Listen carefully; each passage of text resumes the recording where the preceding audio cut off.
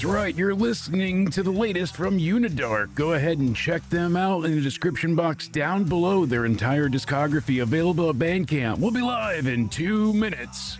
Hit the like button, hang on, and let's do this. You're my symphony, my guiding light. In your arms, everything feels so right. Let's escape to where dreams unfold. With every moment, let's make our story be told. Only you. In all eternity, I'll stand by your side. With every breath, our hearts collide. For you, my love, I swim the darkest sea. Together forever, just you and me. In your arms, I find my place in time. Here's my promise, my heart on my sleeve. In every second, you're all I believe. With every pulse, my love is true. With every beat, I'm lost in you. You are the reason, the strength I crave. In this wild journey, I'll always be brave. Just you. In all eternity, I'll stand by your side. With every breath, our hearts collide. For you, my love, I swim the darkest sea. Together forever, just you and me. Just you and me. You and me. So take my hand, we'll chase the dawn. In your arms I found where I belong. With every heartbeat, my truth I'll weave. In all eternity, I'll never leave. I say it loud, say it clear. In all eternity.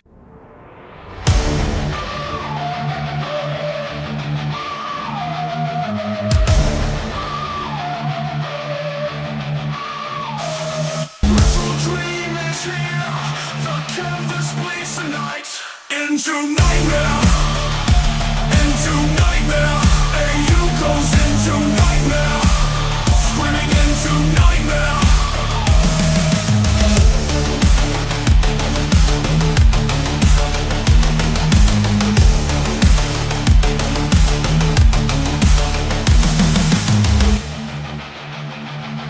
Darby Allin versus Mox. I quit. No escape, no sleep.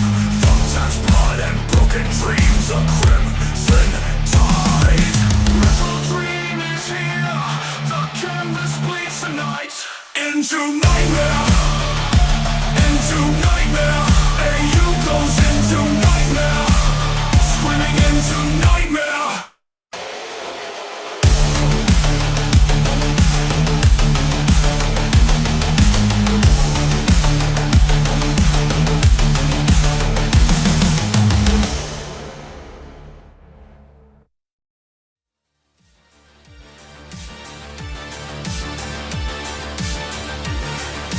Oh, it's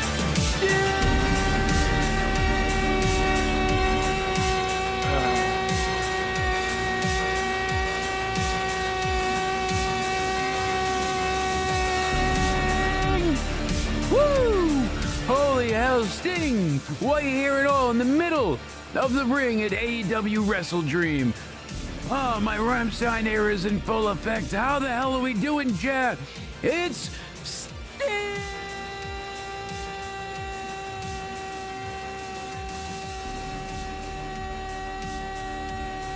You get the idea. Woo! I'm telling you, AEW tonight has been a show. A hell of a show. I don't know, good, bad, indifferent. WrestleDream, was it a nightmare? We're going to get into it. As always, I'm not alone. I've got the man, the myth, the legend, Cody Oneidi 316. What's going on? What's going on, I'm not bud? doing what you're doing. I don't think my voice can handle what you just did with Sting. My Yeah, throat it's not happening. is just loose today. So, look at that. He's taking everybody on. Come on, get your ass out of here, woman. So this match Get is Shafir back to the kitchen. Imagine if WWE did a match like this. You know, the AEW sickos would be like, "This is what they call wrestling." I mean, it's not that hard to imagine Jon Moxley quitting. He quit already when Hangman was choking him. He tapped out with the chain. Like, he's already said, "I quit." He had to quit to survive. Like, this is not some big shocking revelation. I don't know. I don't know what they're planning, but thank you all for being here. We're live on TikTok, live on Twitter. We're on YouTube. See what happens if we get suspended again on the talk. But in the interim, Darby Allin has his baseball bat filled with surprises, whipping out. Oh, here we go. He's choking him with a towel. Oh, the flag. Oh, it's the AEW flag. Scorpion death drop. Yeah. Going up top. Darby, like a rabid Wolverine, out there. Possessed. Coffin drop. If you notice my thumbnail, I had to be a bit of a wise ass. You see Darby descending from the mountains. I gave him some climbing gear there for him to, drop the coffin drop right onto the good man that is Moxley. We are full bore into spooky season, going ahead and rushing into the current, one of my favorite times of the year, the Halloween season. Oh, look at that. Jon Moxley. He said it. He quit. Darby, that was it. In the sharpshooter, makes him quit with the flag wrapped around his neck. How long did that match go? Quite a while. That was a lengthy affair. That was a long one. They had a fish tank in the middle of the ring. They tried to have a goldfish attack Darby. I think that's piss that he's laying in right now. There's like a puddle of either gasoline or piss in the ring right now. And I mean, this is Darby's first win. He should be happy, but instead he's got his piss-soaked flag that he's holding up, and it's just dripping piss on him. Like, it's like that all brass Rage Against the Machine cover band with the female singer where she pissed in that guy's face during, I won't do what they told you. Whatever. You and your kids and your rap music. Oh, so hopefully everybody's doing well. Shout out to those of you in the chat. WrestleDream is in the books. I can switch to the IEMs fully now and make myself deaf. I appreciate you all being in here. Happy Halloween and spooky season. Go ahead and hit that like button. Remember that this show, Into Somewhere, and all the reviews are powered by XSplit. Use code BANANA at checkout for XSplit Premium. Banana for 20% off. We are giving away the largest discount code for all of XSplit, so that's pretty badass. I wanted to bring to you guys. This is not scripted. It's genuinely true. I was like, well, how can we make this better? And they're like, well, we'll take more away from you. And I'm like, fine, but we need a better code because 10% seemed cheesy. 20% actually works out nicely. Now, also, while we're doing some early dust up and cleaning, doing some housework here, please go ahead and check out all the friends of the show in the description box down below. And sticking with the spooky theme, make sure you go ahead and check out supporter of the show. We've got the Big Bad Wolf over here. So if you're looking for your adult cosplay bondage and tentacle needs, go ahead and check her out on the Twitters as always. Thank you to her for being a great supporter of the show. Now, with spooky season in full effect, my friend, You want to know what was spooky? That ending in Retarded. You want to know what? Yeah. So, Jon Moxley tried to drown Darby Allin in a fish tank, right? Full of water, obviously. Yeah. So, yeah, that happened. So the big thing and the big ending. Woo-hoo-hoo-hoo, this is fucking cinema at its peak. God damn. So the big ending was a scorpion deathlock. Yeah. You sure? Yeah, Sure. that's basically the big ending. the sharpshooter, right? I mean, Yeah. It's So his that's first. the It's big his first fucking ever win. First ever against Moxley. Big ending. Big ending. That's what we call it. I mean, here we go. Yeah. Wow. Yeah. That was something. This was a night. It's late, and I don't know. I'm whelmed at this point. I am not underwhelmed. I'm just whelmed. There were good things, there were bad things, but then there were things that were either lazy or very confusing. So before we get into the full out of the way review, of some things well, I hate first. hold on. Before you even start talking wrestling, we're going to go ahead and get one more thing out of the way. Because I didn't really Yes, tell you ma'am. yet, but I wanted to surprise you. But we're going to be able to talk to a wrestler on the show Ooh. right now. A famous Hall of Famer, or should be Hall of Famer. I'm pretty sure. But I just wanted to get you a little pumped up. I think it's pretty cool. So here we go. That's right. I got our Ouija board hooked up from over here down here. Let's go ahead and I wanted to make sure I included that. So, you know, that's what we're gonna do. That's how we're gonna talk to spirits, and we're gonna talk to a famous wrestler that way, and it'll move all on its own. So let me. Oh, there we go. So let's go ahead and say hello. Is this gonna work? Let's see here. I don't think it wants to load right now. You're killing the spirit, Cody. Me? Yeah, apparently it's not. You got to believe. You actually have to believe for the planchette to move. You know, you got to go Believe in ahead who? and believe in the Ouija board. You gotta go ahead and actually think this is gonna work, because if you don't believe, then it's just not happening. I thought you were gonna use Well- your inner magic to go ahead and make something occur, but Okay, let's try. I believe. all right. Let's see. Did it work? We'll see. Cody says he believes. It was saying hello, but we saw that. That's how it starts. All right. Cody believes. So let's go ahead and say hi to a wrestler. Let's see who's here. B E N O I T. Oh. Never mind. We don't want to talk to that one. So yeah, let's get into AEW. This Yeah, let's get into that. So I'll get into things I hate because did you see any of the was that supposed to pre-show? happen? There were 2 streams on the pre-show, and I was very confused because by the time I saw the other stream, which I'd already known there was going to be 2 streams, but couldn't even find the other stream because it was hidden off in some tailgate TNT TV thing. I thought it was going to be I'll be online, but it was honest with actually you. on cable. So I didn't watch the pre-show. yeah, the conglomeration were out there. They took on the Death Riders, and Death Riders beat them. It was a thing that happened, you know, 2 8-person tags. Wow.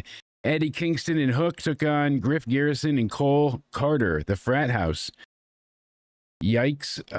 Obviously, Kingston and Oh. Hook won. It was a very, very, bless you, quick squash match. And yeah, great hat indeed, sir. Got to be on the shit show supervisor. And Will and Nightingale, Harley Cameron took on Megan Bay and Penelope Ford. This is where I queued in, by the way, and caught this. Like I said, I didn't know it was going to be on cable. I thought it was going to be online. So okay match, but Willow and Harley won, and it was to be as expected. They took out, you know, Penelope. No shit. Are we reviewing Collision now? It's how it fell. And then Dax and Cash took on Jet Speed. And this match, I didn't care for the match, but I know people were like, oh my God, this was amazing. The crowd was going nuts. Well, what happened is they started a few minutes late, and supposedly this was planned, but it's certainly funny. So they get into the introduction of the show, and then they go ahead and start launching off the pyro while this tag team match is happening, because they went over their time, you know, and that was like they're still wrestling. Oh my God, there has to be a finish.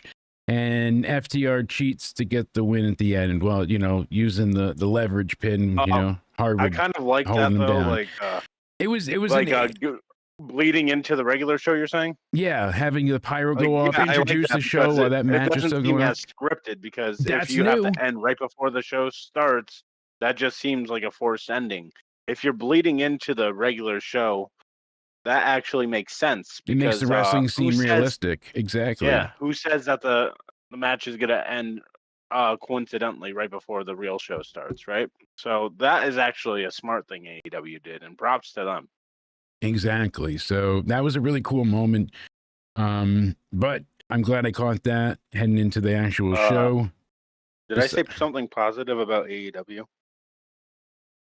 Yes. Don't let it burn. Am I okay? We'll check on you in a bit. It could be messy. So Yeah. We went through the Can I get pre-show. into something I hated? Yes, please. I have to get this off my chest. Well, I know we'll talk about it more in depth later. Mm. But holy shit, way to bury your fucking AEW Women's World Champion. Mercedes Moné's like, get the hell out of my ring. And Chris Statlander's like, okay, yes, ma'am. Yes, queen. I'll get out for you. Yeah.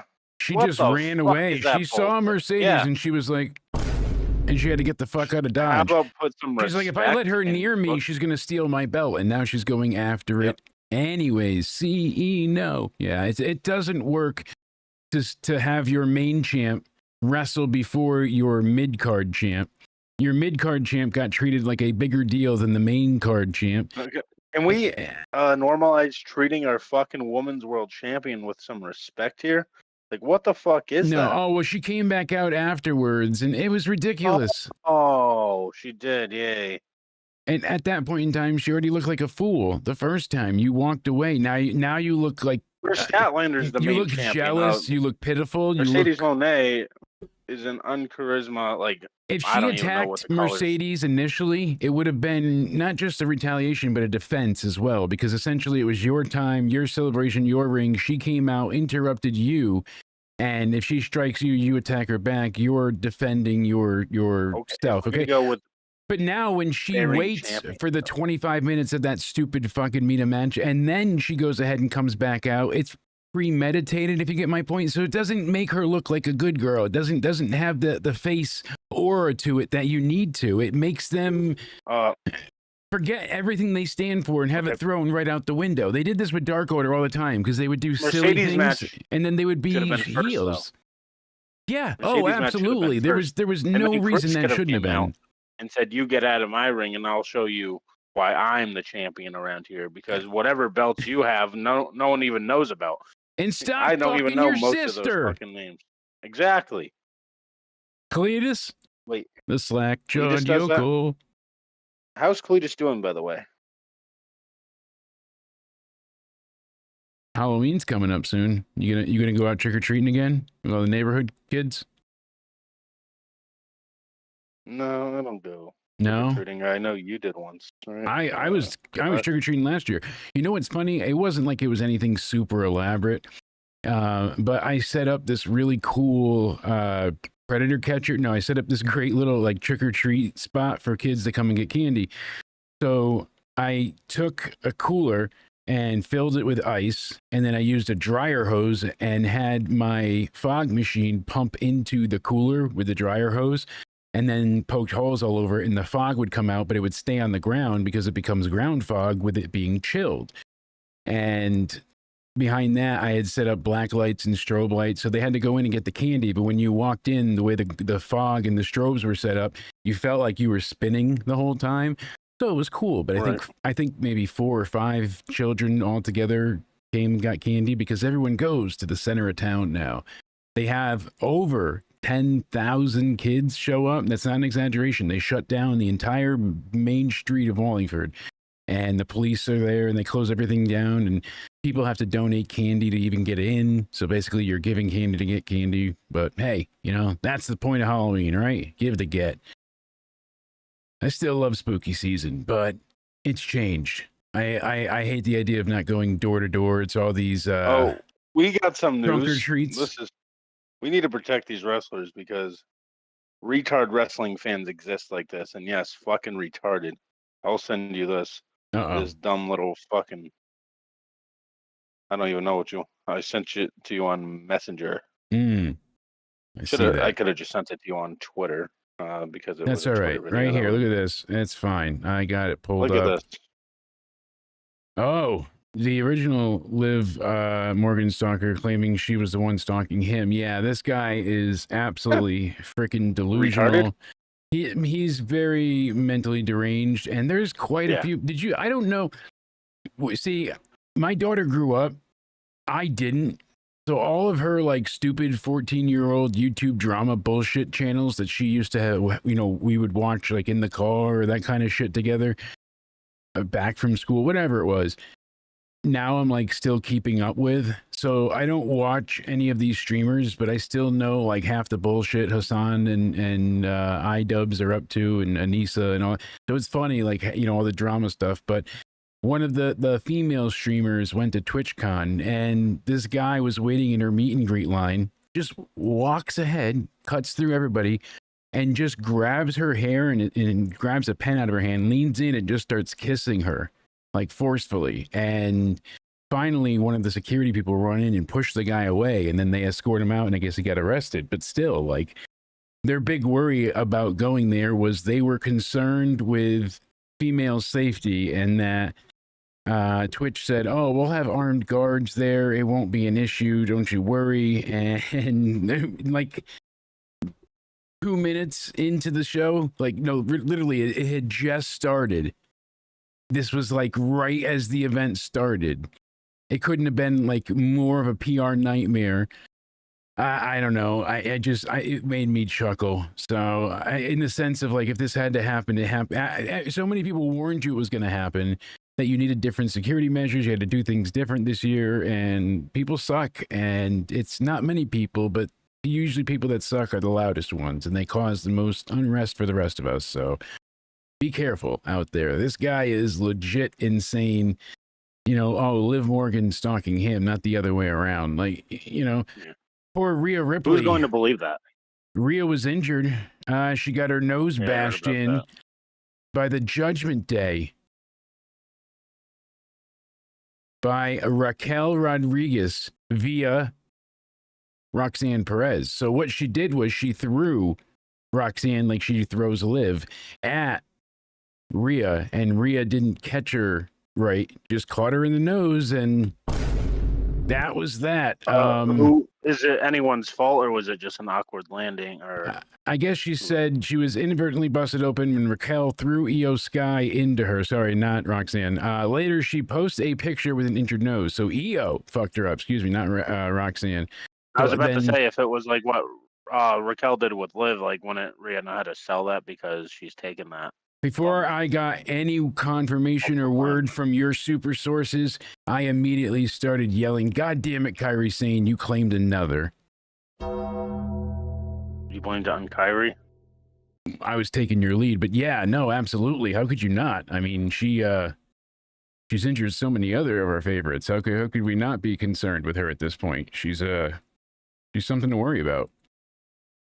I'm telling you. Well, I saw Seth was still like in Survivor Series advertisement, so that means he's returning there. He probably recovered already from. They don't put those adverts 3 to 5 months ahead of time out, and need to go and update these. I'm making things, a joke about that because Liv was advertised for Survivor Series, and then people ran with that, and so I had to make a joke saying, "Well, Seth was also." Yeah, I'm trying to find where the other photo is of hers. I know we have it somewhere. Well, we'll have to pull it up of Rhea showing off her injury. It looked pretty brutal. Oh, here we go. Jesus, I clear away the thing and I find it. WWE never updates their advertised list, so you're going to see wrestlers on their advertised that aren't going to even be on the show. Ouch. Jesus. This sucks. So, yeah, she broke her nose, definitely. When I was in... Isn't this like last time around where she broke her nose? Mm-hmm. You know what's crazy? Yeah. Like these people are having the same injuries around the same time they had them before. What it Last is, time they get hit in the nose a lot, was but when it breaks after the first time, the cartilage is done for. So like you can see with my nose, I could shift the whole thing. What are the odds though? Like you get the same injury at the exact same time you did it previously. Like this is like around the time Rhea did it last time, and the last time Liv had a shoulder injury was also in the month of June. Yeah. Like, so it's just like a weird coincidence, no? I had a septoplasty done, and I had 2 big metal straws packed with gauze, stitched inside of my nostrils, so that it's got a big stitching in the middle of it. And after a week, you go back in there and they clip the stitches, and then they pull it out of you. And you don't realize how much packing comes out of you. I mean, it's a massive wadding amount. It's insane. It's like sponges after sponges. So much comes out, but when you ever like let go all this stuff from your side, it is like the biggest relief ever. It's insane, but she's still wrestling. I'm assuming she's not going to be off. Yeah. I don't know, because it was in Japan. They were doing their their tour over there briefly, so I am not sure, but I'm still thinking Liv is returning at the Royal Rumble. I'm kind of set on her winning the Rumble. I think that would be great. She I was already in goes. trouble for saying that. I know you went ahead and you got riled up to begin with, but I go said ahead and Liv send was gonna some. return in- You thought so, yeah. Send some love to Rhea. Tell her feel better soon from Into Somewhere because this sucks. And yeah, you wanted to go ahead and tell Rhea, feel better soon. But Liv knows she needs to return. We miss her as well. But look at this, brutal. Pretty Lady's been brutalized. That's a harsh one. Yikes. Yikes. Yeah, I think the Rumble is still the place to go for her, honestly. I had a reply on Twitter. I had to delete it because I didn't know if I was right or not. So maybe the person was right. Because someone was like, she was gonna be back for the MSG show, and I'm like, because her injury was less. Then I'm like, I Gotcha. believe she separated her shoulder and dislocated it, and they're like, you're Yeah. wrong. She did both. You don't know. So, thank you. Okay, just putting that out there. Yeah, it was separated I and can't- dislocated. Because I remember we looked into it and we were like, oh, because if it's just a separation or a dislocation, you wouldn't need surgery That's unless why I it was need to both. But talk about this with you on live because you don't understand. Like, I get shit because I on play a so doctor much. on TV and in Messenger, You do. I do as well. Yeah. Mm-hmm. Absolutely. How much do you get paid for that? Not as much as you think a fake doctor would. I got to be more like Malachi Love Robinson and start robbing the elderly. He would pretend to be a doctor. He rented out his own doctor studio that he made it look like an office.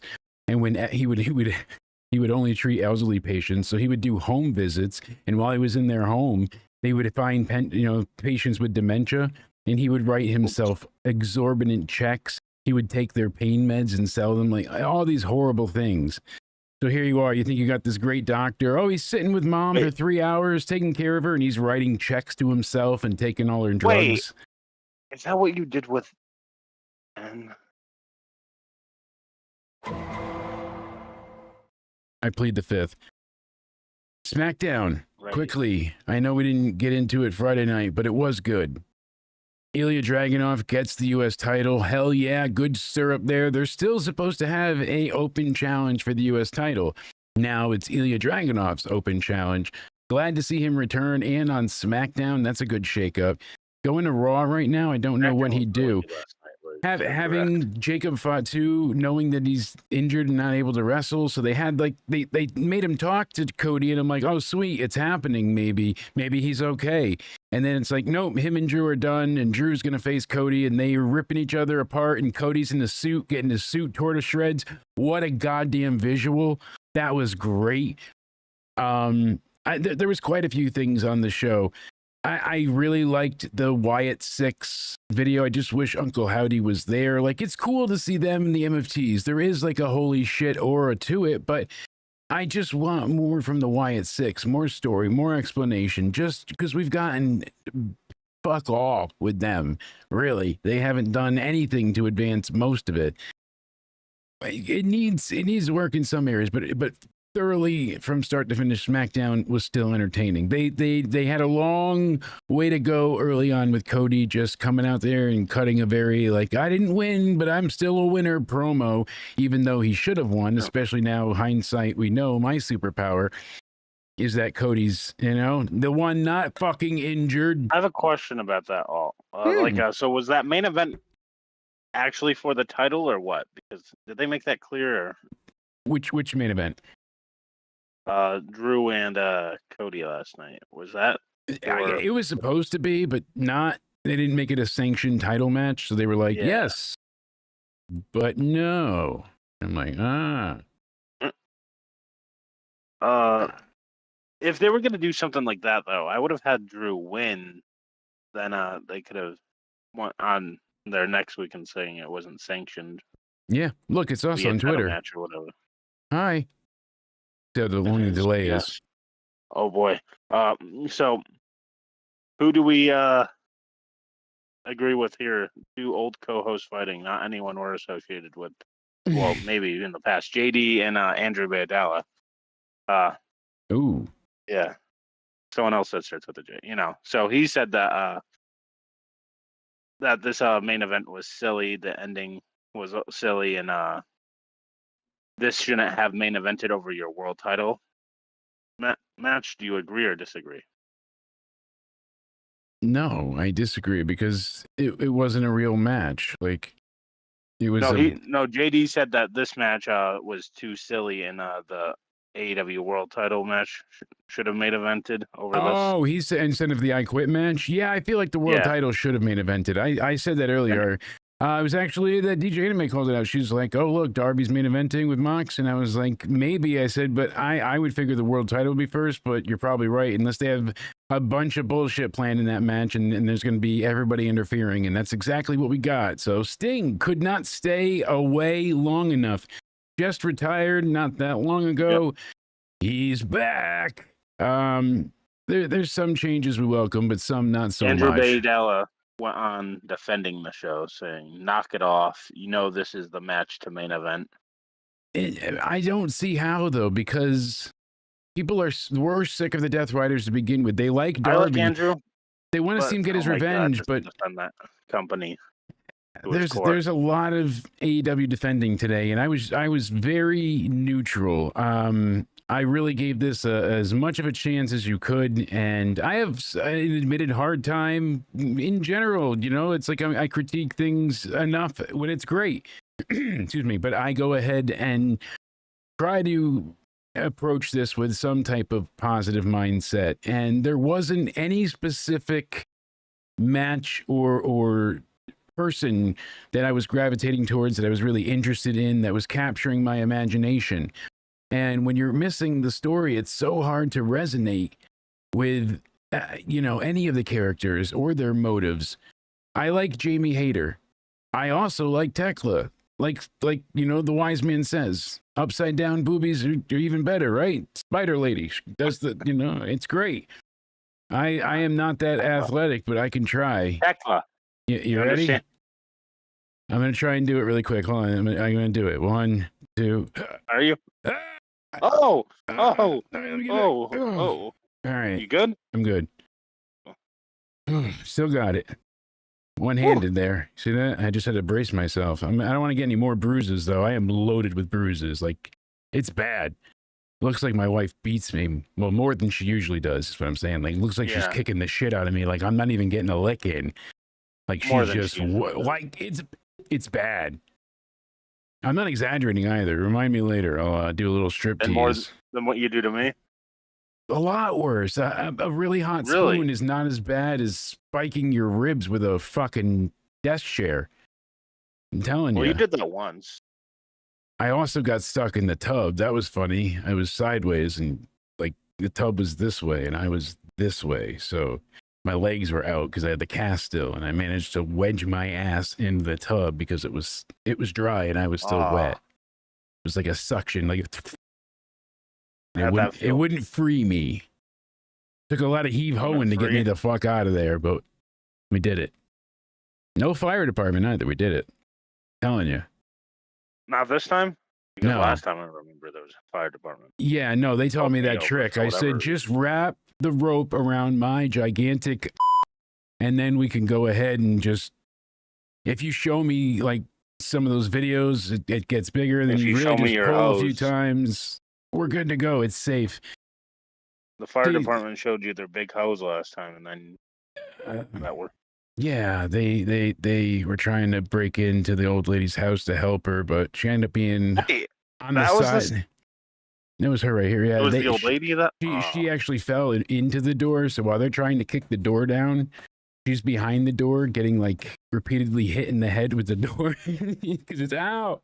She's in the frame, and yeah, I still feel bad for Joan. That sucked. Oh, but spooky season, may they forever be with us. We have some of the no longer with us in the co-host section for the graves here. So may more of these fine souls join us throughout the Halloween season. This starts off okay with Jamie Hayter and Tekla. They ban all the rest of them from ringside. Can't have it. We got to have everybody take a chill pill and just relax. That's all we can do. One-on-one. That's what we want. That's what we need. And from there, it really turns into a bit of a back and forth that feels like it belongs on Dynamite. I don't know if you want us to tell you about the PPV because then you can probably sue us for some sort of torture. Yeah, so Tekla does her usual. Go on. My bad. You I'm know, interrupting. no, it's just that's the problem. This was everything we've seen from Tekla on Dynamite. There was no like, let's step it up for the pay-per-view. That's Tekla, what we're reviewing, Dynamite, Jake. Right? I think so. Kind of. Because Hater basically, she's got Tekla tied up in the tree of woe, and she's seated up top, and then she tries to hit her, and she basically sends her crashing hard to the outside. So she hits her with a headbutt, but it makes her topple over. And I thought Hater damn near died on that one. The referee catches her with the title belt, or whatever belt she had to go ahead and attack her with, and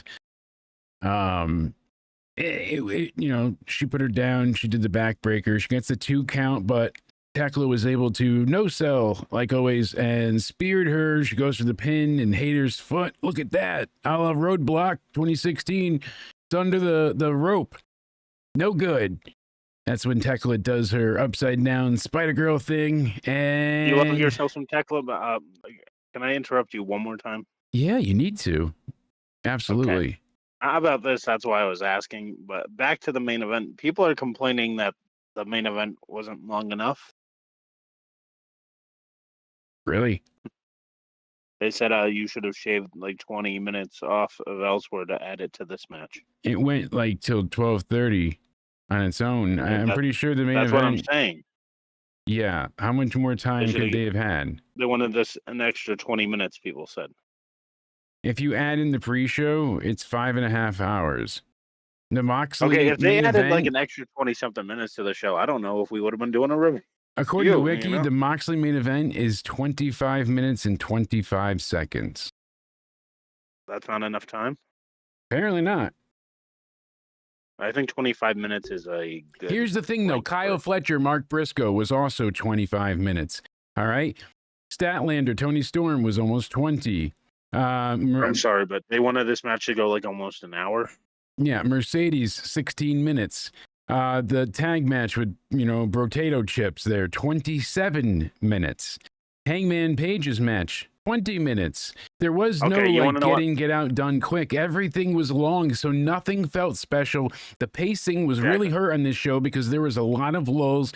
I saw so many people tell me they were bored when watching this. I'm falling asleep. I can't keep it. It got better as the night went on when we got more towards the main event stars that we care about, but there's not that many people that we love. You can just tell, like, AEW is missing a lot of people right now. Swerve, MJF, like, missing top talent, like, that's noticeable. Yeah. But, again, if you wanted to add more time to that fucking, whatever you want to call it, match, if you want to even call it that, then you should have maybe erased the Mercedes match. But they could have gone longer. There was no parameter for them to have to call it a day. It's not like old pay-per-view where you had to be off by 3-hour window. If you're not off, you're going to get fined, and we're going to cut you off anyways. Okay, what if they did go another 20 minutes though? They could have. It's they paid for you pay for blocks basically. So they have. Would you have?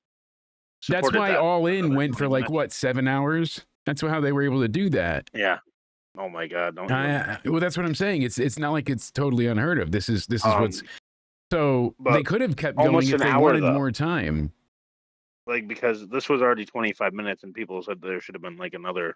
Like, the only thing I could see them doing is that, because I should have started off. I didn't even tell anybody. It's October 18, 2025, AEW WrestleDream, St. Louis, Missouri.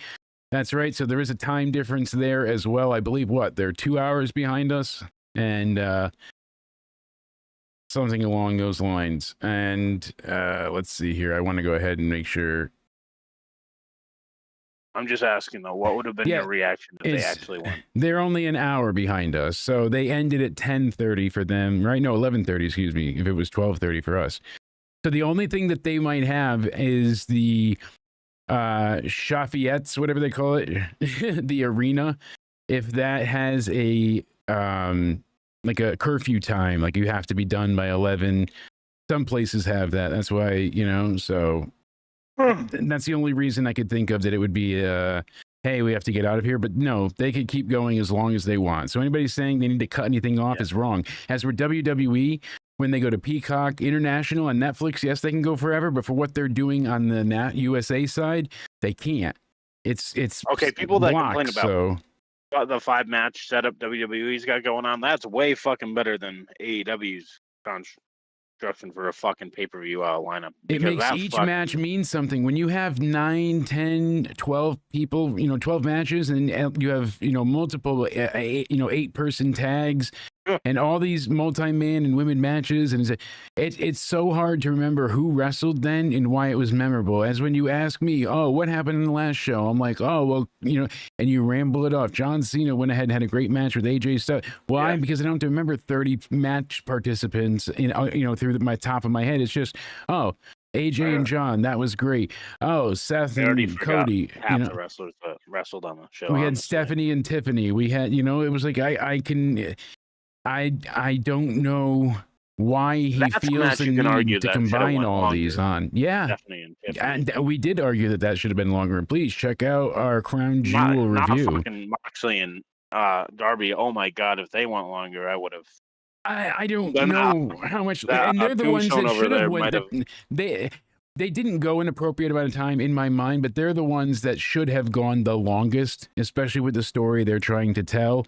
So having other matches like the tag match go longer than them really feels just heinously, frustratingly stupid. For the interim ROH Women's Championship, the interim, Jake, that fucking meaningless title. And who even knew that you could bury that title?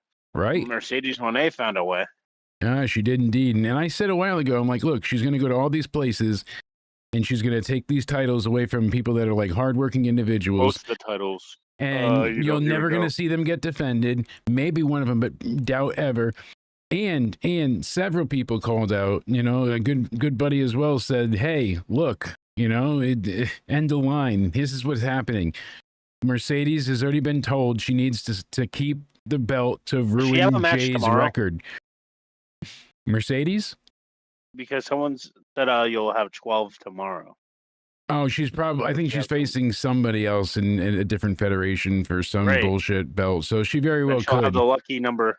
She'll have the lucky number 13 by the year ends. Right. It's just very not exciting. And they're like, oh, but the Hardys are doing it, but there's a difference, though, in the way that it's handled and what, because they're TNA and NXT titles. Like, it's back and forth. They're defending him on the show. This is not. I'm not thrilled with her for two reasons. Beating Ultimo Dragon's record of having more than 10 belts. Why did she need that accolade? Why? Why did she need to break it? And what he did meant something because he had to go ahead and show that size didn't matter and that he could compete with the big guys who then beat the living piss out of him just to go ahead and break him in every time. And him having 10 belts was not a work. It was a shoot. Like, yes, they would pick champions, but what I'm saying is you had to earn it in that promoter's eyes. He didn't just show up to different feds being promised a belt with their contract. That's the only reason she's showing up to these places is as if they offer her title belt. If they say, yeah, you'll win the belt, then she goes there. If not, she's not showing up. That's great business. And number two, so she didn't need to beat Ultimo Dragon's record. That was pointless of her to do so, and it's meaningless. And what I hate is the fact... What's that? You believe this? People are calling this the best run of Mercedes Moné's career. Yeah. So number two, she had to break Jade. She had to break Jade Cargill's record. She had to go in there and make Jade Cargill be erased from the history books of that longest reigning TNT champion, most wins, blah, blah, most title defenses, all that shit. Because Tony is petty. He is. I'm sorry. He's jealous, petty, whatever you want to label it as. But does he have a right to be? I'm sure there's valid reasons there because think about it. He helped build Jade into a household name. He made her something, but what was the problem? AEW really didn't train her. She was green as dog shit, eating too many taco bowls. It was not working because she couldn't have a match a la the Goldberg effect. So what happened? She started to believe the smell of her own brand and she thought she was truly indestructible. They took the belt away. She moved to WWE. She had a pretty lackluster outing so far as her introduction to the universe goes. She's not had any like spectacular match. She's had decent matches, but if it's anything wasn't there a thing stellar, with Jade though, where she complained about Shayna about her in-ring work? Shayna Baszler, out of all people. Yeah, it's very. And yeah, There's a Y2J coming difference back at the between Shayna Rumble. Baszler and You and I this week are going to be talking Jade. about surprise Rumble entrance as well as some more news on Into Somewhere Weekly. So it's going to be a big show. Don't miss it this Wednesday night. Yeah, out of everything they could have done here, this is not how I want to see Mercedes. She should have opened the night as well and have Statlander defend the belt much later on. You made her and Tony feel devalued by putting her on afterwards because it means something on these shows. The placement means something. Also, and we know about running a joke into the ground here, the Young Bucks having their on-screen report being a transaction denied, and that's what plays the whole time. Like, they couldn't have thought of anything better than just a buzzer sounding and then transaction denied. Transaction denied. Transaction denied. They're worth $32 and some odd cents, 17 cents. All right, I was close. Are we talking about the $500,000 in Monopoly money? Yeah, so where's all this money coming from? If it's from Tony, why? Like, when you start having money matches, see, back in the days of what he's thinking about. From a Monopoly board? Well, no, when they had the territory days, you knew these guys were wrestling for a couple $100 a week if they were lucky. Like some of them made $50, especially on the local TV shows. When they got in front of studio audiences, they were very tiny audiences. And then they would go ahead and, you know, when they went out to fairs or they'd sell out buildings. But to get them known in the studio audience, they didn't make nearly as much money. So having them be able to have these incentive money matches was a way for the guys to look like, hey, I want a match and I'm also 10 grand richer, so now I could stay here for a few more weeks. It was one hand washing the other, but it, you know, promoter helping out a fellow wrestler, giving them money, but it was also like it looked legit. So I got it from work. So it's, you know, that kind of thing. It helped everybody. With this, it's just for storyline purposes, and it makes no sense. The Bucks aren't really broke just because they're not EVPs, so it's foolish. And I don't mind silly comedy. I like the Wyatt Six. You know, someone was saying a few minutes ago. Yeah, no, I do, but I don't love them like I thought I would. And the Bucks, I feel like they could be so creative. You see Joe Hendry with a shoestring fucking budget. He made so many great parody promo songs for everybody that he faced in Juggalo Championship Wrestling, in briefly Ring of Honor, in TNA, in NXT. He does the, you know, Ethan, put on some clothes. He's got you, you know, singing these things while wearing a printed, you know, paper mask of somebody's face. Here, all they can do is the transaction denied. And that's the joke. Over and over. And they're broke. Get it? Get it, Cody O'Needy Rhodes? Do you get it? Get it. Cody O'Needy Rhodes.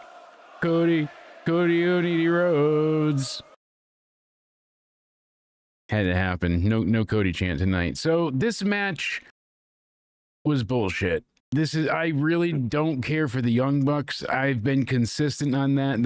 I've always been a cornetter, if you want to call me that. So why are we supposed to care about Monopoly money matches? Never mind the fact that it's for fake dollar bills, y'all. Talk about counterfeit. Makes me sick. Jurassic Express, how did they become faces? This bothers me when WWE does it. But here, Luchasaurus died.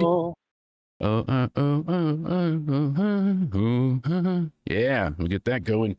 How are they even fucking back together? I don't know. Jack Perry was with the Young Bucks. He disappears. He comes back, and now he's back with Luchasaurus that he dug up and saved. He's not wearing the thing that made him kill shot. I mean, really, come on. It just, no one was clamoring, begging, hyped up, or excited at all whatsoever. Not even the teeny tiniest itsy bitsy bit at all. Not even a Booker T bit. I like it. Oh, yeah, man. Were they anticipating, expecting, awaiting, welcoming, or proposing that the Young Bucks needed to be a thing facing Jurassic Express? Jurassic Express did not need to make a triumphant face return. They look like fucking fools. The booking here is very overdone because it's tornado tag. Pretty much after the tag ropes go to the fucking all hell. And from there, it's just madness. BTE triggers and ref bumps and dino whores, I guess. What would he do with his share of the money for, dino whores? That's the joke. You hear fans chanting fight forever, and I'm like, have you guys bought deodorant? The TK driver, they whip out a few times, and I mean, they whip it out. Pause spaz. The Bucks hit Luchasaurus with the super kicks and the trigger, and Perry finally goes off the top rope and does a big double super kick, drop kick thing. It's like, everybody goes down, but they get up, they hit him with BT triggers. Wait, Perry? The same Perry that Tony Khan chose to keep over CM Punk, right? That guy? No, Perry the Platypus. Oh. Probably would have chose Perry the Platypus over Punk as well. Not Agent P. Because he didn't. Yeah. No. They're two different people. Like El Grande and Chad. You heard about this WWE AI thing? I'm sorry to keep getting off topic, but this show was... Hold that thought. Luchasaurus basically, he goes and he takes him out, he power bombs him, and they get the 3 count. That was the ending. It was 22 minutes. They're up $500,000. The story afterwards is they're going to be attacked. Oh, of course. They get hit by Lance Archer and Mark Davis just as they're about to make good with the Young Bucks. So the Young Bucks, they basically just hightail it out of there with their money. And the assholes are in the ring. Josh Alexander. Who else came down? I forget. Lance Archer. The other one, like Marky Mark. So they're beating the shit out of him. Kenny Omega comes down. He makes the save and holds up an Inoki Forever sign. Yay! This was about as finisher fuck spot heavy as you could get with the Young Bucks, and that says a lot. I've never liked their Reseda style matches where it's like super kick into no sell, into suplex, into no sell, into 2 count, kick out, super kick out, super kick out, super kick out. And punch, super kick out. Super kick out. Come on, give me some bass there, Cody. Super kick out. Wow, you just reviewed the whole show. Super kick out. Super kick out. Is there anything left to cover? You just reviewed the whole show now. Basically. Hurt Syndicate versus the Demand. This sucked. This was a dynamite match. The Hurt Syndicate go over clean here. I mean, what was the point of any of this after the other guys, the Demand were winning. They were trying to... So now the Hurt Syndicate are going after the AEW Trios titles, and they're the faces against who? Ooh, tell me. That's the heels later on, huh? Samoa Joe and the Ops turning heel. So that's where they want to do it, so they could face the Hurt Syndicate because they got Hurt business to finish. Speaking about Bobby Lashley. Yeah. So, did you hear that WWE wants to try to use AI to book their storylines and shows? I heard that AEW was looking for a continuity writer, and they were looking for some form of AI writing prompt so that they could go ahead. WWE should be using AI, and one of AI's things was for Bobby Lashley to return to WWE as someone who was obsessed with the Japanese culture.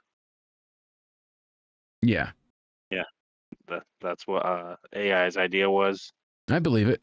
So here's my problem. This is like a legit thing. Yeah. Oh, I know, but AI is getting to the point where, I know I said it the other day that it's so real, but now it's so real. There's not even that uncanny valley feeling with it. It's barely discernible from the real thing. Let's take a look at John Cena doing some ding dong ditch that you sent me. This is pretty wild. I'm fucked. You hear me?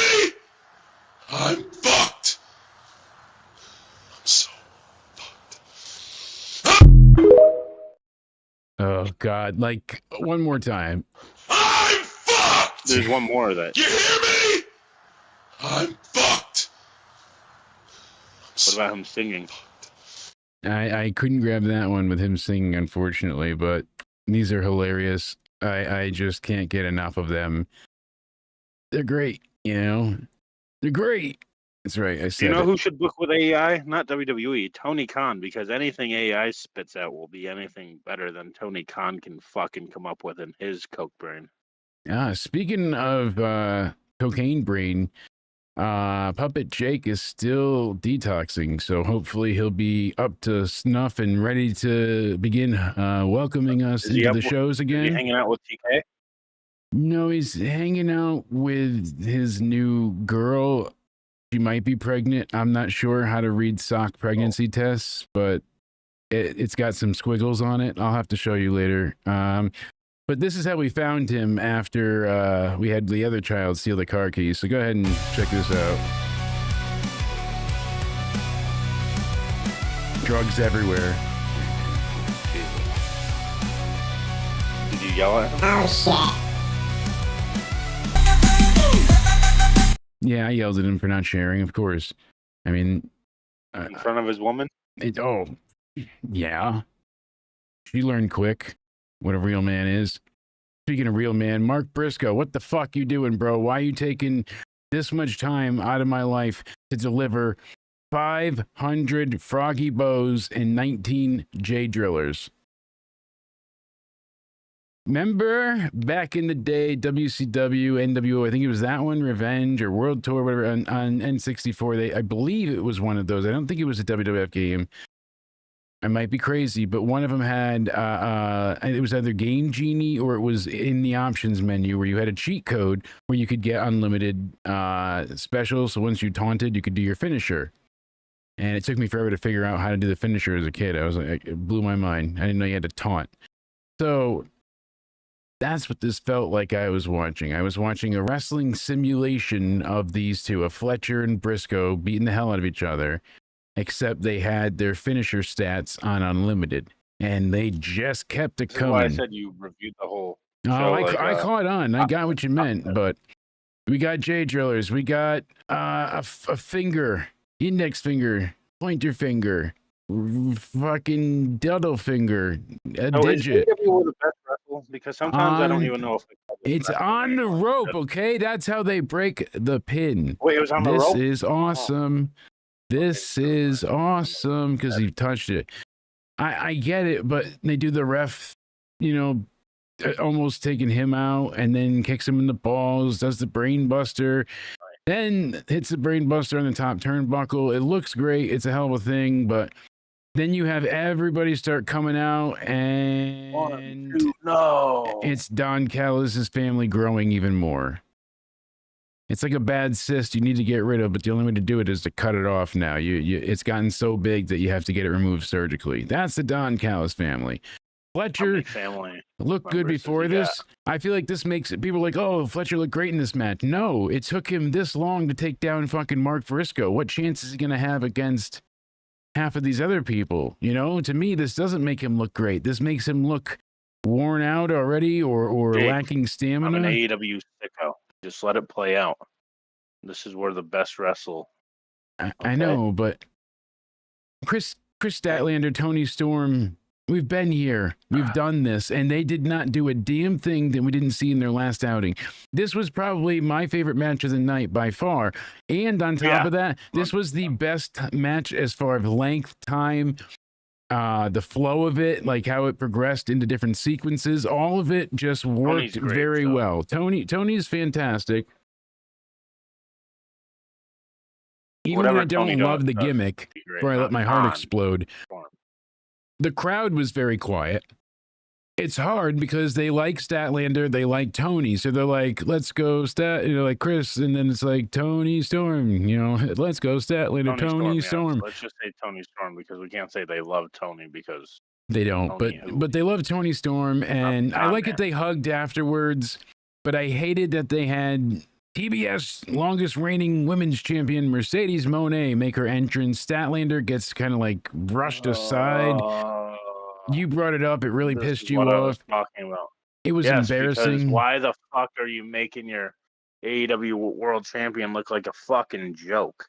I Like, thought they what were going the to do fuck? something big here because they're like, Mercedes is like, they're going to have a big move, world champion. get out of my ring. Some woman's champion can show up and defend her title against mine. So people are speculating like hardcore, something great. And it ends up being from Ring of Honor. It's Mina with the interim title. So it's meaningless as well. Wow. No way. And I'm sorry, it's not just because it's a little bit Sasha. This match sucked. It was long. It was boring. It was tedious. It all went on and on forever because I look like people think I'm a Mina. Mercedes hater. You know me. I like Sasha Banks. Mina don't like Shirakawa Mercedes forgot how to put on a figure four. She couldn't. It wasn't like, oh no, she meant it. But no, she couldn't figure out how to get her body to turn around to set it up at first. And then she does the moneymaker, and she couldn't even get her to really hit it. It was the clunkiest, most awkward, most just stupefying finisher of the night for sure. Because I was baffled that that's how badly it came across. And I don't know how. Some basic Piss things poor I can execution. even do That's what it is. I've taken bumps before because I have a friend that does indies wrestling. The VIP Vincent Impact Brad. If you've heard of him. Yeah. He fought Austin Aries. He's my friend, actually, and then he wrestled Austin Aries. So I've Your friend. wrestled with him before. Yeah, my friend. Huh. Impact Brad. I've sent you his stuff before, haven't I? Yeah, more friends, huh? Yeah, I'm sorry. Why'd you find me? How many friends you got? Thought I was your best friend. Huh? You are. So You don't need to keep finding me. Okay, relax. So what? I'm your best friend. Yes. You love being here. Yep. Wait, how did this all just get added to the contract, like the physical paper? What kind of magic? Do you need to be shocked again, or are we going to get through this? No. We don't need to shock you. Go through this. See? Shock collar agrees not to shock you. But then my finger slips on the button. Oops. Jesus, Sorry. I'm sorry. I said sorry. Spooky season. Don't forget your spooky dookie. So, you agree, Sasha sucks, but here's a few pointers. It's not just because I dislike Sasha. I don't like the way she structures her matches. It's usually her beating the hell out of the opponent until the very end, or she gets her ass kicked throughout it. It's 90-10, one of two ways. Every time. There is no in between. It's someone gets heat until the very end, and she does something like in a few times in a row, or she beats them down for the entirety of the match, last 10 seconds, they get their comeback, but then she overcomes them and wins. Either way, Mercedes wins. Here's the thing. They just did the spot, and it was a good spot where, he put his pointer finger on the rope, and Fletcher's like, not today, motherfucker, and stops the pin. It was cool. It was effective. It worked. It was lucky, too, because if he was any further away, you can't really, judge how far, you have to know how far away you are. Are you able, if you're next to a wall right now, and I said, go ahead and reach out and touch the wall without having any room left, it's hard to just be like, bam, I got it every time without pre-aiming, you know what I mean? So, good on them for doing it. But then in the very next match, they have Mina do it like it was no big fucking feat or accomplishment. No big deal. We're just going to... I mean, she grabs the bottom rope, and it's like, oh, man. So... And for Mercedes, she gets so frustrated when she gets the 2 counts, and it's like she was trying to put her feet up on the ropes to get the 3 count, but she was sliding, so it more looked like she was running into the mat for the end. And then Statlander runs out, and I explained it before, but now that she comes back out, she looks frustrated, petty, and like Mercedes is in her head. Oh, see, you got... Rather than it being reactionary before and defending, this is my spot, this is my ring, this is my title... Now we get, I don't like what you said to me, and even those are just words. It just makes her look weak and like she's, now you're looking for the fight. Before you had it in front of you, you ran away for it. Now you're trying to seek it out. So it's just not a good look for our women's champ. She looked like a bitch, hightailing it out of there. Upsetting. Get out of my ring. Your women's world champion just says, yes, ma'am. Yes, queen. Very disappointing. You're the woman's world champion. That is your fucking ring. Not the person that has 10 titles that no one even fucking knows about. And, 11 now. Like, show her who's boss and show her your one world title is more meaningful than her 11 titles combined. Yeah. Show her who's boss. Don't just say, yeah, okay, I'll leave. So here's the what thing the as well. fuck is that bullshit? We now get the Brodito match. So Brody King and Bandito, they're defending their AEW tag team titles against Okada. You're getting me excited here, Jake. Okada and Takeshita. So Takeshita is now the IWGP World Heavyweight Champion, and the AEW Unified Champ is Okada. So they go separate entrances. Brody King, Bandito come out, bang, bang, bang, bang, gang, whatever. Some iteration of some retarded Bullet Club, right? Granted. Yeah. That's basic. Yeah. They don't need anybody to lose here on the one side for Okada and Takeshita, because Takeshita has this great swell of momentum. He just cashed in from his G1 win, so now he's got the title. And Okada obviously is Okada. You don't want him losing, so them losing here was baffling. And I don't know why they did it this way. Okay, eventually, you know, the Rainmaker is hit. You know, Bandito ducks it, and he ends up putting, Takeshita down instead. And Okada doesn't really feel too bad. He kind of like, oh no, but he smiles. We're about to see it in a second, I believe, up here. You'll see him kind of, but he's smiling and happy. So it doesn't really, hurt the story, but it's not great.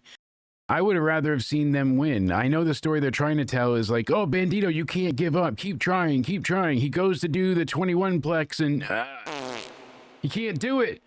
And then he lines him up, does it one more time, and he goes ahead and he pins Takeshita. And it's like, that's New Japan's new champ, and you're going to pin him? Really, after not much fuckery, chicanery, anything. Bandito hits a GTS, and then it's like, oh, now I get it. The GTS, right?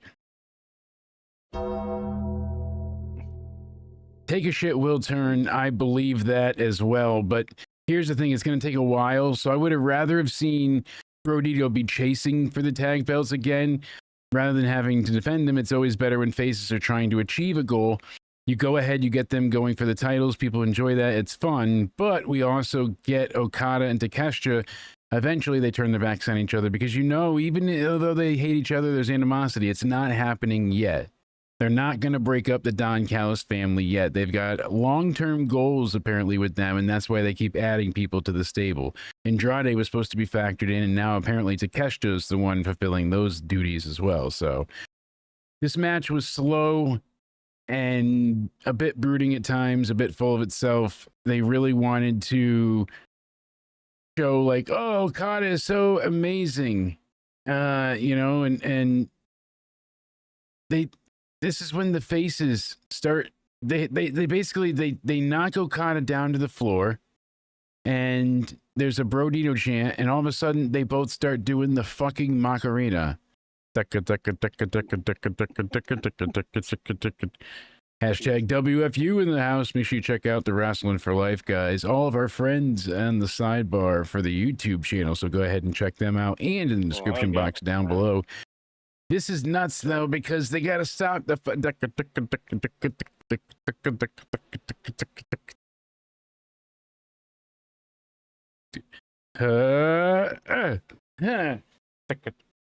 if you don't stop me, I'm gonna keep doing it until I turn around again, because I can only make left turns. That's how I almost died last time. I got caught with a wire. I actually enjoyed this a little more than yeah, Spaz sent you. Absolutely awesome. What's going on, MDB? Nice to have you here, sir. 999. You did indeed come to the right place with the Austin Powers reference. We're talking because Brodito, I don't mind them having the silly spots, but not when your titles are on the line and the match is just underway. These guys are about to come back in. They are. It just, those little things make them look weak and foolish. Like, oh, but you liked when Too Cool. But Scotty 2 Hotty would do his dance move into an attack. The worm was the worm, but there was the people's elbow. There was schmaz to it, but still had an elbow drop. And you got the right elbow drop. They hurt. I'll never forget when my my older friend when I was growing up. He was like 4 or 5 years older than me, and his name was Vinny. And I was bitching one day. I'm like, the stupid people's elbow. How the hell would that hurt? And he's like, you ever taken an elbow drop like that? And I remember being outside, and I'm like, what is that going to do? And he was great with the mannerisms. Like he could see something and just nail it for dances, for whatever, choreography, wrestling. He knew it. So he goes ahead and he runs the clothesline, hits the other side, comes over and comes down. And when he connected with my chest, I felt like something pop in my spine. I was like, yep, I can't get up. It sucks. So I learned that day why people's elbows suck. But yeah, they don't need to be doing the Macarena. Do it. Yeah, dance. You won the match. Go do it. Now you can do it. Perfect. In the middle of the match, just as bad, but I feel like it's more egregious when the match just started, because there were good things in this match. Takeshita is a great technical wrestler. I'm doing that if they want, like, just for a celebration. Yeah, I don't think Okada gives a damn about this, but he acted like he cared a few times. He's still flipping off the crowd. He was selling for the 21-plex attempt and back when it happened again, because, you know, he's trying to deliver the Rainmaker to Bandito, gets out of there, puts him down, gets the 21-plex finally. Almost a half an hour bout here, about to hit the 30-minute time mark. And I'm just like, damn, that is unfortunate that that's the case. But it got better as time went on, but I'm still not crazy about the Brodito title run. It sucks that Buddy's injured. He was my favorite part of the House of Black, whatever you want to call the Hounds of Injustice hell, and so other bullshit. I hope he's coming back soon. It sucks that he got hurt in Australia in a shitty ring, and he got hurt because the padding was broken in the ring. So where he stepped, there was a hole in it, and he rolled his ankle in it. And now it's like severely painful and fucked up something bad. So just like Bianca Belair, that she broke her finger, and people are like, oh, that's not that bad. But I guess whatever finger she broke, it won't bend at all. So when she goes to wrestle and makes a closed fist, one sticking out, and she could poke somebody in the eye, she could break it again, she could rip the finger out. Like, there's a bunch of risks to it. So they won't clear her, but over a broken finger. Like, how much does that suck? That's insane. Now the wear and tear is setting in. The fans are getting tired and restless. They want their two main events to be on the way. We get Hangman Page, Samoa Joe. Samoa Joe's out first. Hangman follows suit. Roberts delivers the in-ring introductions like a champ. I always really like Justin Roberts. His voice, his mannerisms, his sound, all of it. Roberts is a really good announcer. Yeah, he's always been fun. So I you know, face fucking aside, I always enjoyed his announcing and his tone. This was a Samoa Joe and Hangman match. Again, nothing in this match really felt like, oh, Joe is a devastating monster. That it didn't feel like that. It felt like, oh, Hangman's going to get the better of him. It's just going to take a little while because Joe has a good amount of endurance and can take a lot of pain. Three buckshot lariats to take him down. This is one time where I'm like, yeah, that works because you're supposed to be taking down a monster. You want to behead Godzilla. Perfect. When Cody's always doing 3 crossroads, it really weakens the move and damages, you know, when you put it that much in your repertoire, it really makes it less effective, you know? Cody Onini Rhodes. Every AEW match is finisher after finisher after finisher after finisher after finisher after finisher after finisher after finisher after finisher after finisher after finisher after finisher after finisher after finisher after finisher. Did I make my point? Yeah, it's like a never-ending countdown. I get it. Correct. I do. You know, I had the never-ending countdown a few days ago, and then just time's up. Granted, still a good match, but not great. It's Hangman's 5th defense. It feels like it's his first. Nothing standing out with him with this title. There's no more growth, no more progression. It was such a build for him to get the belt, and then we're like, all right, now we're going to see him become the man that we not just needed him to be, but that he wants to be. And it's like, fuck off. We're just going to fight old friends. And then afterwards, They had to Russo it up, just like TNA'd it up the other night on Bound for Glory. We got that here too. Joe's clothesline, it caught everybody in attendance off guard, but I knew, I swear, Cody, you could back me up here. I kept saying as a joke, I thought, but I'm like, they're holding shot. I said, when is he going to turn? I'm waiting for him to attack. I'm waiting. They're doing the whole schmaz. They're hugging, they're kissing, they're brothers, and they're colored. Give me a high five. Woo! No. No. Time's up. No. So this was a Time's decent up. What are match, you but doing? the heel turn. Wait, the collar again? What did I do? Sorry, you weren't with it. And delayed What was response. it supposed to be? There's one more. Sorry. WrestleTix was like, hey, they had 6,300 for it being set up, and they sold, I think I saw on Twitter, 6,010 tickets. So 6010 was what I last saw. Thankfully, how many 6,000 of is them were almost comp? doesn't. But 6,009? all joking aside, not many. I guess they did well moving the tickets. So Full Oh, Gear, really? November That's good for them, though. 22nd. They're Like it. trying to push that. Obviously, see, stuff like that obviously is just a joke. I hope they Yeah. sell out. I want them to do good. Like, no one wants to see them go down. We want to just No. see them do good. I That's hate when just- wrestlers have to go out to an arena and it's like, oh, that whole side is just empty Yeah. and there's tarps and you have to act And to for the the empty idiots, tarps and I hate AEW to its core where they want it to die. You know, that just ruins wrestling. yeah. I'll never forget when they rescheduled right after Roman won the Rumble and The Rock came out and pointed at him and was like, why don't you love me? I'm The Rock, right? So Yeah. the next night they had Raw in Hartford and it ended up being a blizzard here. So they did the video live from the WWE Stanford studio. Like Dean Ambrose walked all the way to the studio in the snow. That was one of the angles. And they got this really good sit remember that down because I with was Go Roman. to that show. See, a lot of people were. So what they did was they had moved that show's tickets to Thursday, and they turned Tuesday night SmackDown into a live SmackDown that Thursday for everybody to Yeah. watch. And I'm like, oh, that's cool. But a lot of people couldn't show up. A lot of people, because people work, people have already made plans for that Monday. Like, it's hard to move stuff right away. God knows. But when I tell you a lot of people didn't show up, I want to say less than 1,000 showed up. And the Hartford Civic Center holds, I forget how much. I think it's the XL Center now. I want to say they're they like did, 14. 14,000. Yeah. They I'm did trying to- SmackDown in the same place Raw was supposed to be, right? Yeah. That's the one So where they had like Daniel Bryan in that casket match against Kane, yes. So 16,606 were there. And in the beginning, when you saw Triple H and stuff, it's like, oh, it's not too, or not there. We could be there.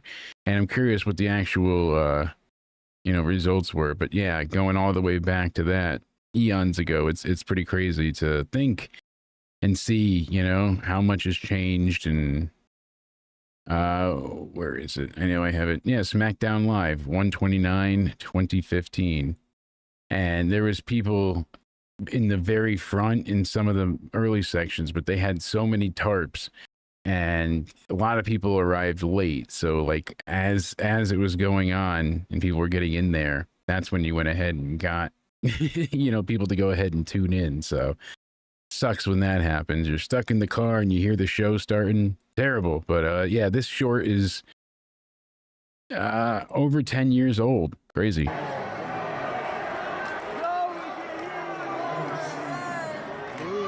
And we can't hear what they're saying. The audio is so bad, so everybody's just booing. You can see there's like a smattering of people, but look at all the tarps they have, and it's just like,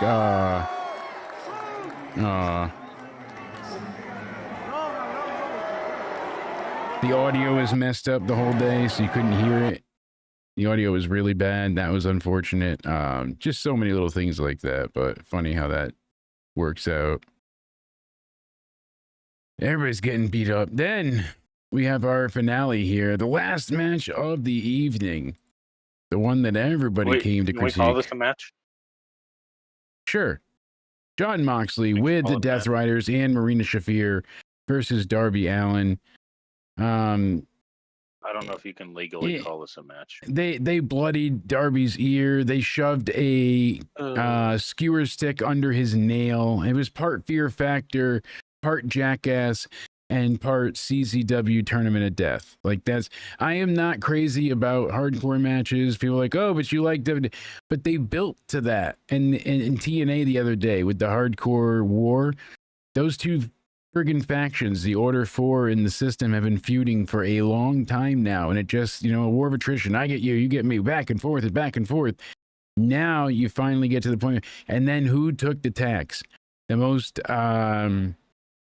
worried about member, in the sense for like the audience, like who would they get the biggest reaction to taking a devastating maneuver? Oh my God, Alicia Edwards. And she went into the tax, her ass, her back, everything, full attacks. And that's when you're squinting, squirming, look at that's terrible. But it wasn't. Now she goes into him again and again, and now she slams her opponent. Then they put out more attacks, and then like that was enough. That was it. You didn't need to top it from there. Like that was done. That worked. Yeah, this was torture. So now they get the skewer under his nail. They're trying to stomp that in. Moxley eventually gets hit by a code red by Darby. That looked good. Darby whips out the flag that he ascended and held up at the top of Everest, and he wraps it around John Moxley's throat and tosses him over the top rope and hangs him, just like what happened when he tapped out against Hangman Page at All In. But he's basically, he reach up and Moxley hits him in the eyes and he drops the flag, and they continue to just, feud with each other. He goes for a coffin drop, but Darby misses because Moxley gets pushed out of the way, or pulled, by Marina Shafir. And you see Darby just land on the ring apron super hard. They get whipping each other with a belt. They start into that. Goes into the backpack, pulls out lighter fluid, sprays it in Moxley's eyes, and he's like, oh, it's some type of chemical attack. And then he grabs something. I wasn't sure what it was, but Claudio and Wheeler Yuta come out, and then he sprays. I thought it was mace at first, but then people said it was a chemical, and then they said it was lighter fluid. So I'm not sure, but Moxley used the towel, cleans his eyes, because that would work. And eventually that's when Sting shows up. He gets Shafina carried out of there. Marina Shafir. You can tell how tired I am. Pac got involved, but he wasn't out there long. Sting took him out, like I said, with the baseball bat and, Scorpion Death Drop. Thank you, Sting chant. And he got in Marina's face, carried her out, like I said. So eventually Darby gets up and puts Moxley in the Scorpion Death Lock after the big coffin drop and Scorpion Death Drop. And Moxley says, I quit. We already knew he would quit. He quit at All In, and he's not about his morals like he says he is. He's not all about his actions.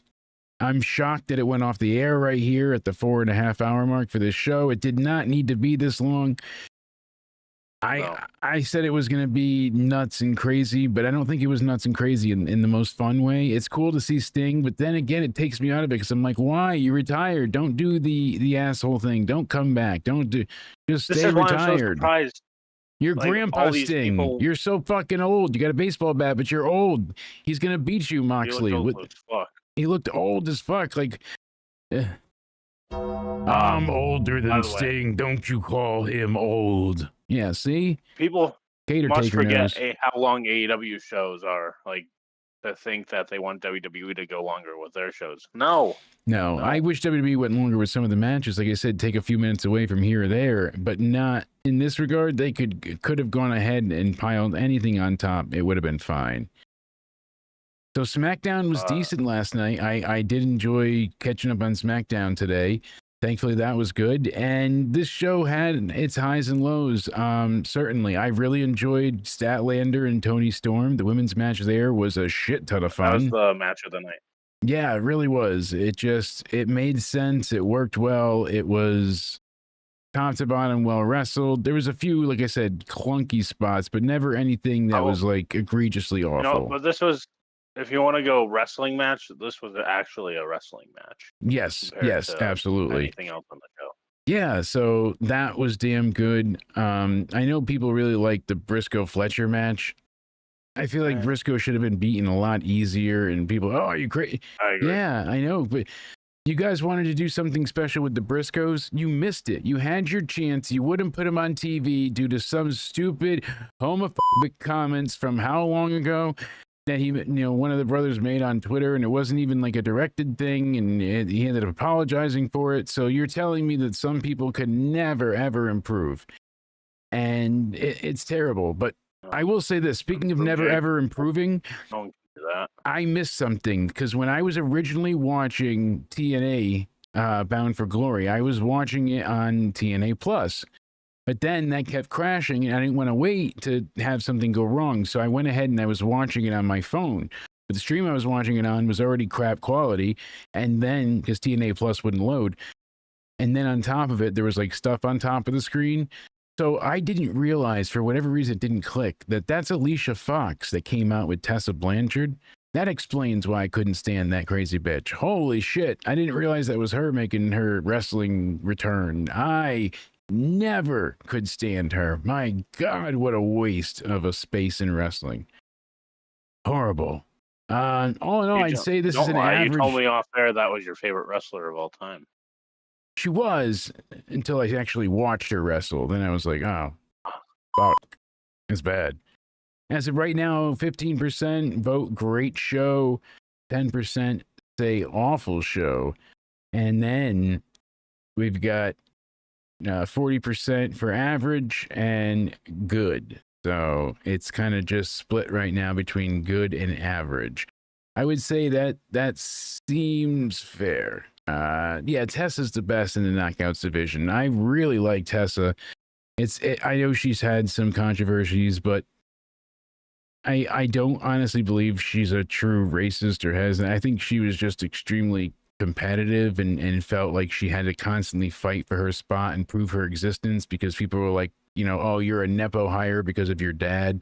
You're just a Blanchard. You're getting the easy way in, and that made her very callous and cavalier and turned her into a burn book making Mean Girl parody. And it's not an excuse by any means, but it does explain a bit of her psyche when you look at it from that angle, I would say. Try to put yourself in someone else's shoes and see what happens. Granted, I'm curious to see what's going to happen with WWE. I've really been enjoying everything NXT is doing with TNA. I genuinely am excited for Halloween Havoc. Now it's Tatum Main Paxley. roster shows have gotten better too. Like, I don't know how that's possible. Yeah. I heard Triple H wasn't there the last few weeks, so Raw was not terrible. It had okay moments, and it wasn't like, oh my God, I can't wait for this to be over. Really good. SmackDown moved along quite well, and I liked the way it progressed. I'm curious if we hear more about Jacob Fatu. There must be something wrong with me. I gave AEW a few compliments tonight, and I praised SmackDown. Yeah, I know. Do to me? What does that shock collar do? Maybe it just reset you, So I'm going to be like this AEW sicko. Possibly. So it says they arrived at Fatu, who was on the ground and underneath a giant steel platform with blood around him for last night, how he was out of the match. Cameras quickly caught Fatu holding his mouth. Fans could see what looked to be teeth pulled around him in blood. This answers the question of non-wrestling injury he was suffering from. With the nature of his absence now explained, it seems so he's having some type of dental issue, and that's why he will be back soon, but he couldn't do it in this match. So they put a little Easter egg in there that his teeth are bothering him. Ilya Dragunov returns and wins the U.S. title. Great for him. He and Gunther, but when he was bigger, he was Walter. Yeah, they killed it. Literally, they killed the skin on their bodies. They have one of the most violent matches without weapons I have ever seen in history. They were the only two in COVID where it really worked. No audience worked for that match. It was definitely a positive. So people are talking about the heel turn for Samoa Joe and the ops. I'm not overly convinced that this is the best thing for them. People want to cheer Samoa Joe. When you have these legends, Christian, he's been a dick for so long, and people like him, I know, your father's dead, huh? But they want to cheer Christian. They want to cheer Edge. They want to cheer Samoa Joe. Like, these are their legends. These are their, and unless you have some really specific story in mind, apparently like they did with Seth Rollins, like, all right, we're going to turn you heel, even though he was, but we're going to make you stay heel. We're going to bring you this way, and this is the story that we're telling. But they have some forethought going into it, as where I wonder why they felt like, hey, we need to turn the ops. Is it because we're going to have them face the Hurt Syndicate, and that's the only reason? Because you have face on face and heel matches all the time. So that doesn't really add up. Another thing is Seth Rollins even really injured? I've seen so many talk about it. They're like, well, the visionary himself, he just did this. And literally, he just did. So now this time it's legit, but it was legit the first time. Raw is live once a week. There's a PLE once a month, usually, sometimes twice. So you're working, minimum 6 dates. Pretty much usually, because there's some house show or something thrown in there along the way. Doesn't mean you're wrestling all those dates either, but typically you are. They don't want to strip the title, apparently, from Seth. They want to see what they can do about him holding on to the title. I don't know how that works in his little frilly dresses, so they're going to have to figure that one out. AJ got a gigantic farewell in Japan, which was great for him. They went ahead and had he was featured with Dom Mysterio, Rhea Ripley, Stephanie Vacour, CM Punk, many others. Since he said next year is his final date and he's done. They got to speak to the crowd. Punk expressed his love of Japan, how he always wanted to visit the country as a kid, and its significance to professional wrestling. And he also said it's Styles' final appearance in the country with WWE. He said, I'd like to bring out the face that runs the place. They bring him out. And he said, I don't know where I'd be without you. I'm pretty sure I wouldn't be in WWE if it wasn't for you, he told the fans in attendance. And he wrote a message, and he had given a message in Japanese to Nakamura. He read it to the CM fans. Punk and AJ had heat at one point. I don't think it was legit. So they gave him a huge send-off, though. They had other stars come to the ring to celebrate: Ivar, LA Knight, Bailey, Lyra, Penta, Rhea. They hugged it out. Ivar and Punk hoisted him up on their shoulders so he could wave to the crowd and blow kisses. So that's really nice, having them do that for him. That's really cool. I like that. He Yeah. deserves that. Absolutely. AJ, has been the face that runs the place for a long time now, and he certainly deserves getting some loving. Absolutely. Here we can see him in the ring here. I'll try and make it as broad as I possibly can. Here we go. Let's see what gets queued up here. There we go. And you can see them.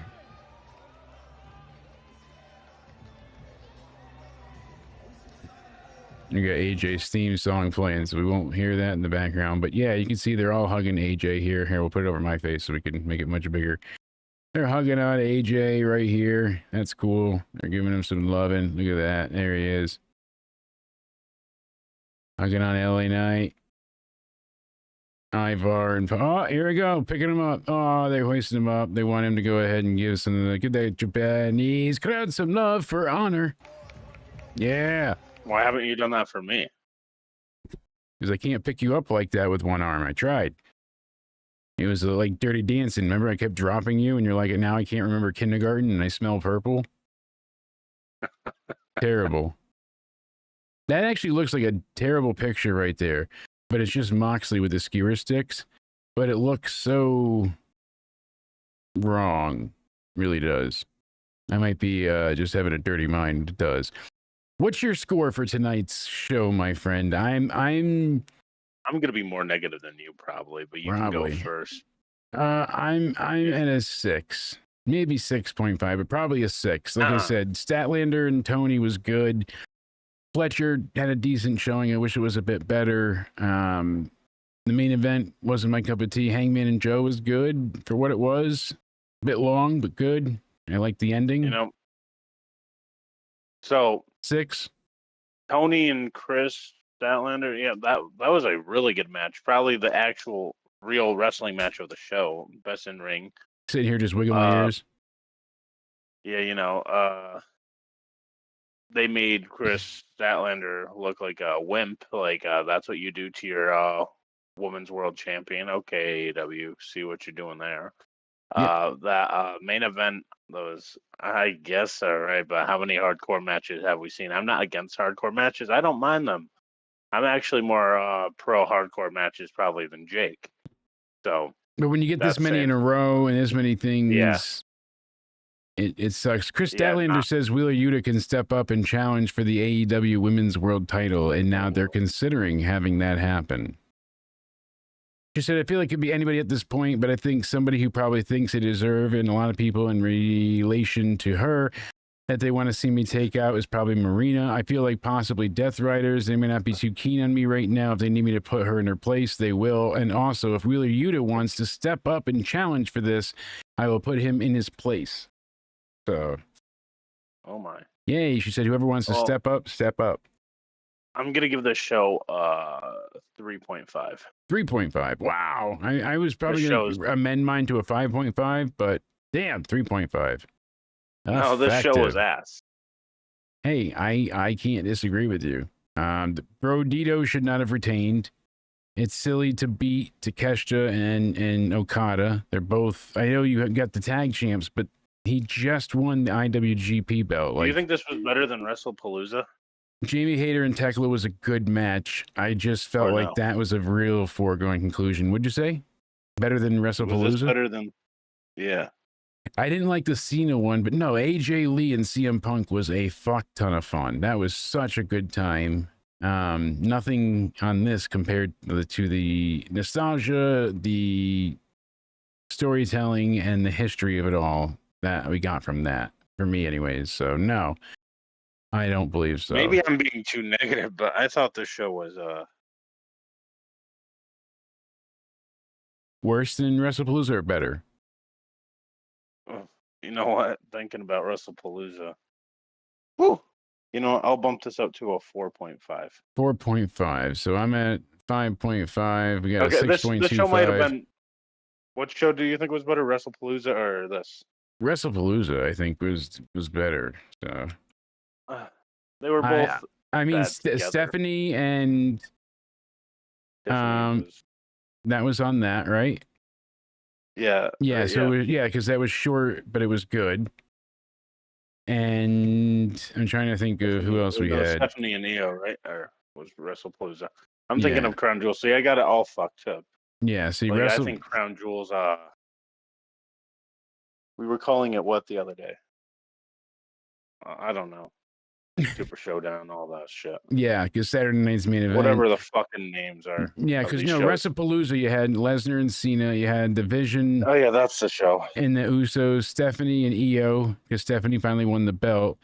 Stephanie and Tiffany were, yeah, because her and Tiffany was at Crown Jewel, but Stephanie and Io was great. CM Punk and AJ Lee taking on Seth and Becky was a great half an hour. And then Cody and Drew was another great fucking match. So everything but the Brock and the Vision match weren't. Brock match, especially with Cena, that really pissed me off. But the Vision match was just more of the same. Jeez, I'm an idiot, huh? I said, I don't mind this because they're going to have a payoff.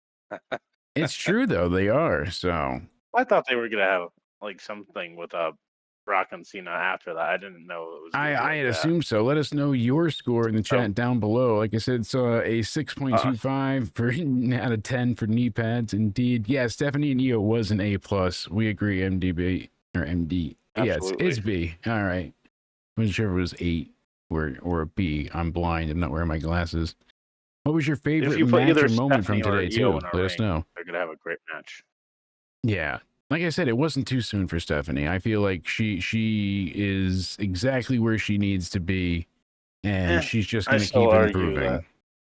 Might have been too soon, but she's a great wrestler, so. She's done well so far. She's been very entertaining. The crowd loves her. They're pretty much excited to see her. They like the Devil's Kiss maneuver that Booker goes excited, is a bit too much excited for. I want to know what's And- the story of her being champion. Though. Well, it was basically she was coming from Chile, and people always underestimated her, either from where she grew up and being so poor that she would never have a chance, or that she didn't know English.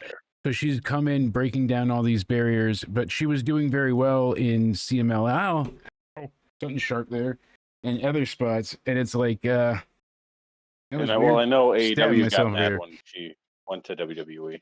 Yeah. Because- So they got there, and the plan was to make her the mid-card champ, which they did, but her popularity eclipsed Julia's. So right away, whatever the fuck stabbed me, went ahead and they basically just were like, here, put a rocket on her ass. Let's see how far this goes. She had great title defenses, and she learned English, and so far she's only been talking less than 10 months, I think they said, and she's doing a great job. So, like, simping as I sound, like, I just feel like her matches have been impressive. Everything's been fun. I think it's just damn good all around. So the story is again, how I she's like conquering. Stephanie. Yeah, I just hope this isn't too soon. you and me both. I don't think so, but I think People it's a thought I hated sliver in the Stephanie floor. when I explained about her winning. I don't hate Stephanie. No, but you just, I mean, she is new. She started coming up around Rumble time, so it's not even a full year. Yeah, and I Yeah. think Her face, the reason she Yeah, I wears know. that paint is because she broke her face in her very first match. She broke her orbital socket, so that's why she wears the I know face things paint. got in the way. Could I have know held an things origin got in the way story. with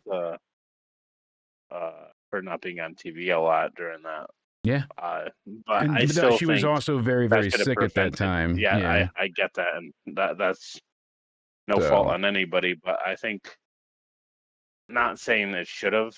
Maybe I am a little bit, but like it's not her fault, obviously. But I guess I could have had a little pushback on her winning the title because, like, how many matches has she realistically had since being on the main roster? That's a good Didn't question. they just We'll have to look shoot into her it. to the moon like that? Seems to be, my friend. So, well, we've heard I don't our know. scores. We've heard your scores. Now we got to have you guys comment down below. Let us know what was your favorite match or moment from this entire week in wrestling. So everything from Raw, NXT, SmackDown, TNA, all the above, Dynamite, Collision. Well, you know what? This pay-per-view as well. I feel comfortable giving this show a 6. I'm gonna stay there. I did enjoy some things than others, but all in all, I feel like they still got some work to do. They need to have some contingencies in place for continuities and making sure stories make sense and don't have everything filled with plot holes. So, Cody, please let the lovely people know where they can find you, my friend. You can find me over on my Twitter or X, whatever you like to call it nowadays, at Judgment Day Era. You can find me also on my YouTube, which will be posting gaming content. I know I've said that for months now, and it'll come. Jake, you're gonna help me with that, right? Yes, indeed.